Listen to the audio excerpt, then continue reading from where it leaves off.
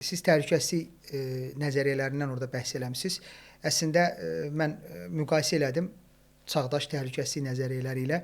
Çox çətindir ki, həm regional, qlobal təhlükəsizlikdən danışasan, həm də milli fəlsəfi dərinliyə vurğu qoyasan, milli maraqlardan çıxış eləyəsən. Xüsusən Azərbaycan kontekstində, Azərbaycan reallıqlarına uyğun danışmaq çox çətindir. Siz burada ustaca Umvelt anlayışına müraciət eləmisiniz ki, Azərbaycan burada obyektin bir parçası deyil, müstəqil qavrayışları olan əhəmiyyətli bir subyekt kimi, belə deyək, çıxış edir və güclənir. Azərbaycanın güclənməsi də regional və qlobal aktorların, qonşuların maraqlarına müəyyən mənada ziddiyyət təşkil edir.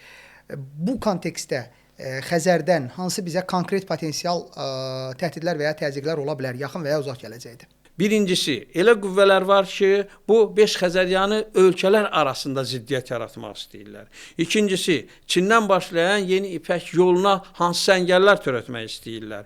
Üçüncüsü, burada təhlükəsizliyin təmin olunmasında üstünlük qazanmaq istəyirlər. Dördüncüsü isə konkret olaraq Zəngəzur dəhlizinin açılmasına qarşı müəyyən addımlar atmağa çalışırlar ki, bütövlükdə Türk dünyası birləşməsin, onların arasında quru sərhəd olmasın. Deməli, bu təhdidlər indi də vardır, davam edir.